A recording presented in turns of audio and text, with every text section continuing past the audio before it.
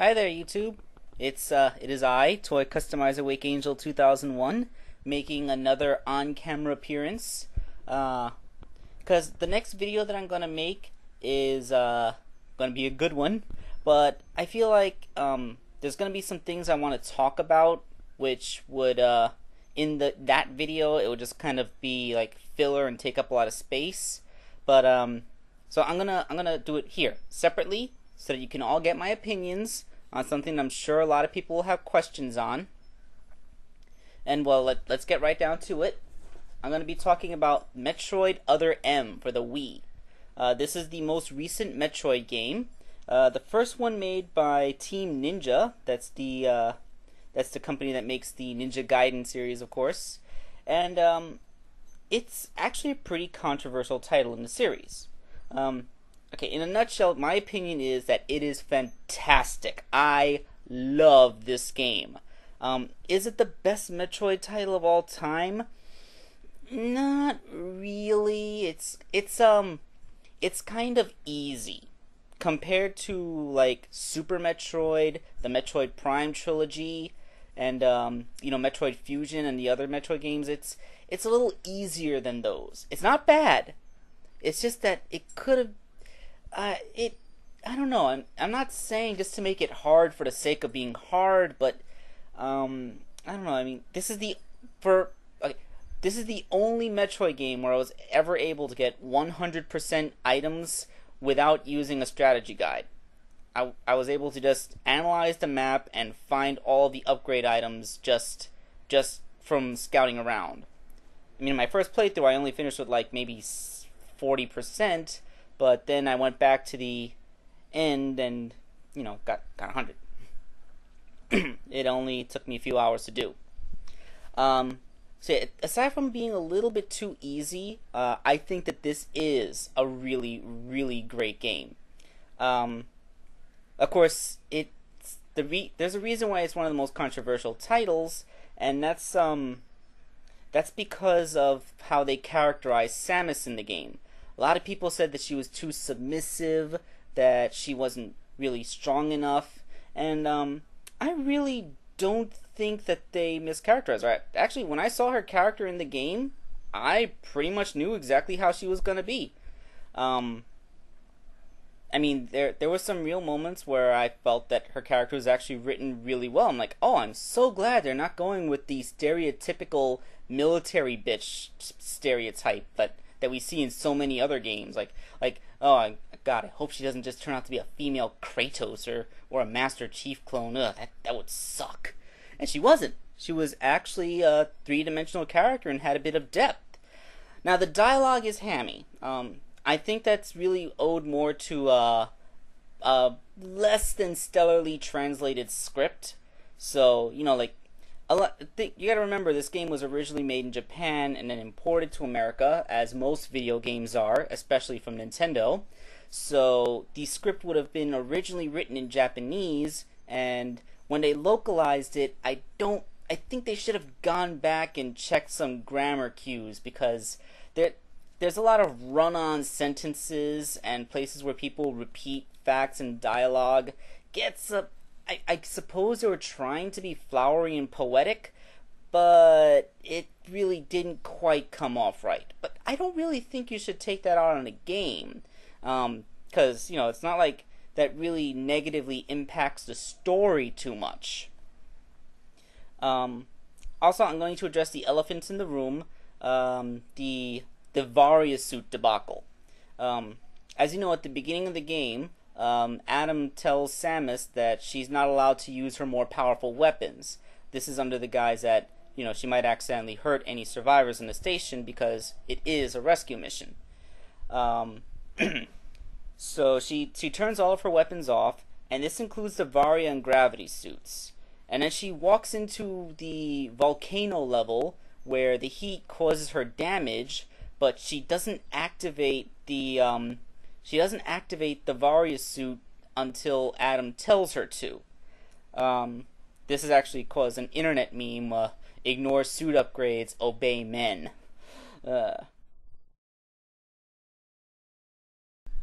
So So yeah, that was a problem. From a gameplay standpoint, it makes perfect sense. I mean, in most Metroid games, Samus is forced to go into an area without the optimal suit. Um, it's just that in this game, she already had the suit, and she needed Adam to tell her. Like, maybe a quick cutscene, like, I sense some superheated areas ahead, Samus. Do you think you want to activate your Varia suit? And she says, no, I think I'll be fine. It's only one room. You know, like Samus goes in there thinking that she's not going to need the Varia suit for very long, and then when she realizes he's going to be fighting a giant monster on top of a volcano, then she's like, okay, I'm going to activate it. You know, I mean, it wouldn't have been perfect, but that could have helped. That could have made that was one of the more infamous moments from the game, and I really can't defend it. But as for all the rest of this, they said that Samus came across as submissive. I'm really wondering if anyone who criticizes that actually played Metroid 4, also known as Metroid Fusion for the Game Boy Advance. In that game, it was really the first time Samus spoke. Not going to say that to call Samus a silent protagonist is incorrect. She is not a silent protagonist. It's just that in the first few games, talking really just wasn't a thing in video games. Characters didn't talk because they couldn't talk.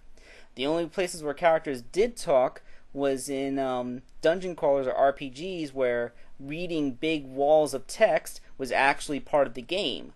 In a platformer, shooter, exploration game like Metroid, dialogue being kept to a minimum was actually very important. Otherwise, the game would be tedious. I'm going to put this down for now. So, it's not that Samus was ever a silent protagonist, it's just that the technology wasn't capable.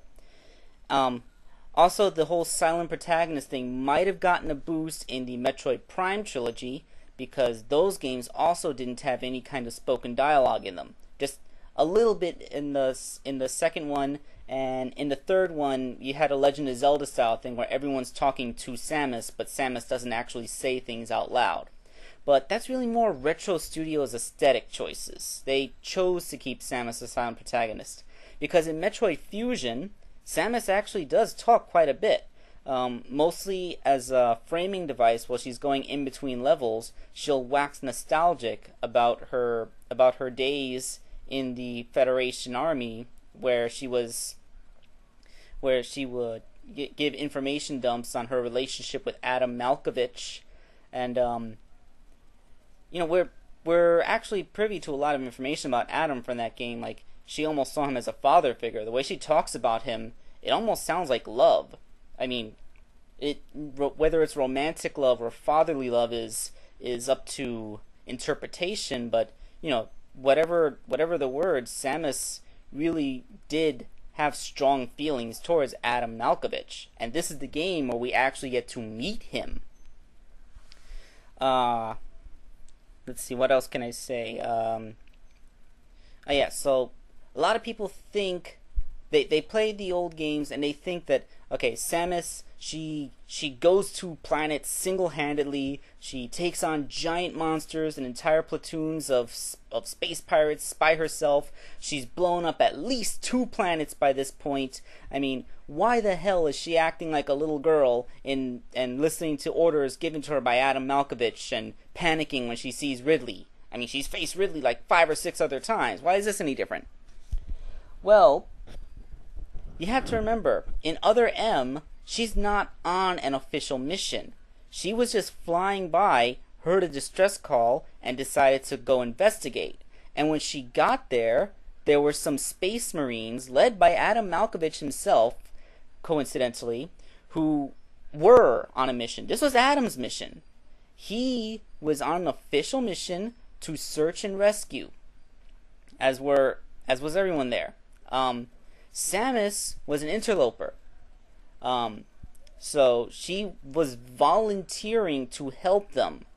But, you know, how much are you going to be volunteering if you're going to be running in there, loose cannon, blasting the crap out of everything? You know, like, you'll be a liability to the mission.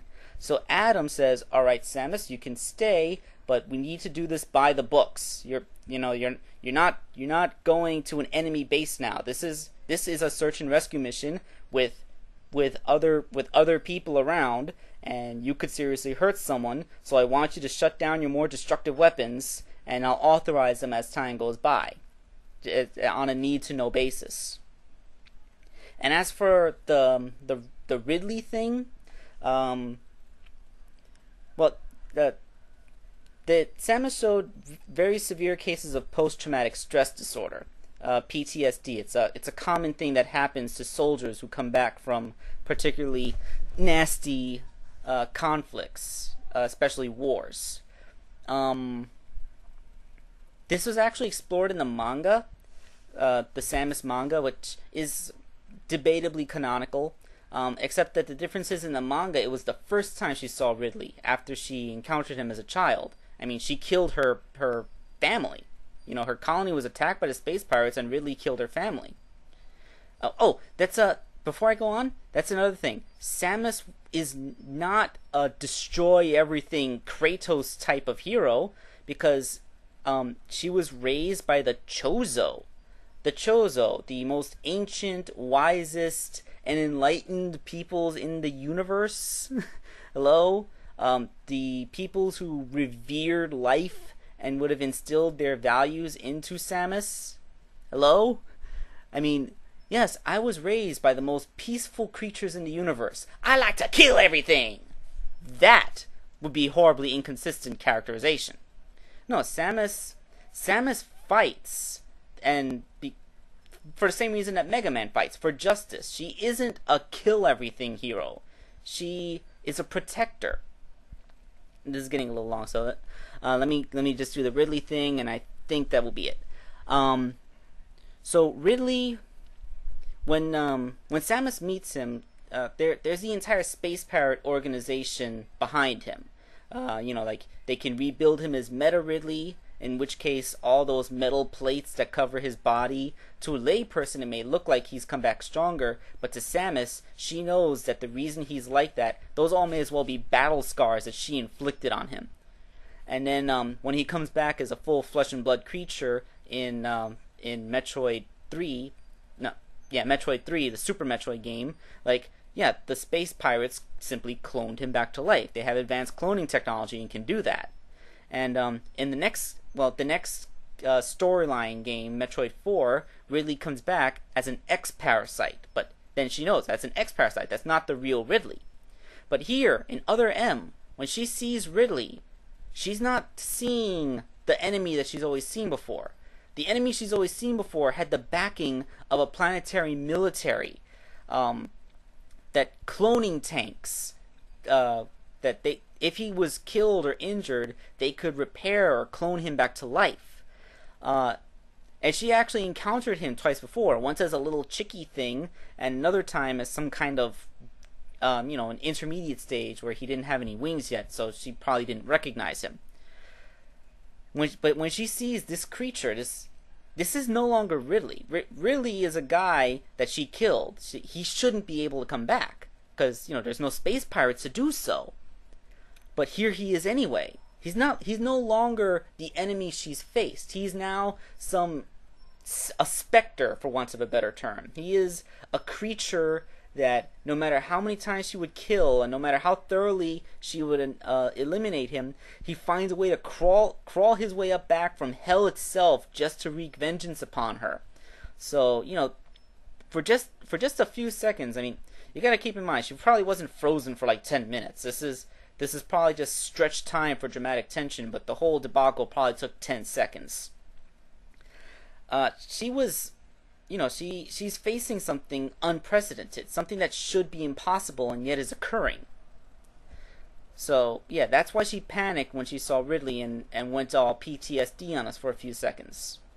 So yeah, I actually get the narrative choices of Metroid Other M, and I actually liked the game better than the Metroid Prime trilogy. Not by much, but I did. I really liked the way that the gameplay worked. And it's true that the storyline could have used a little bit more editing, but it was also pretty good. I liked it. Now, why am I talking about Metroid Other M? I mean, my channel is primarily about Sonic, and other times I'll talk about Transformers. Well, I just got something in the mail today.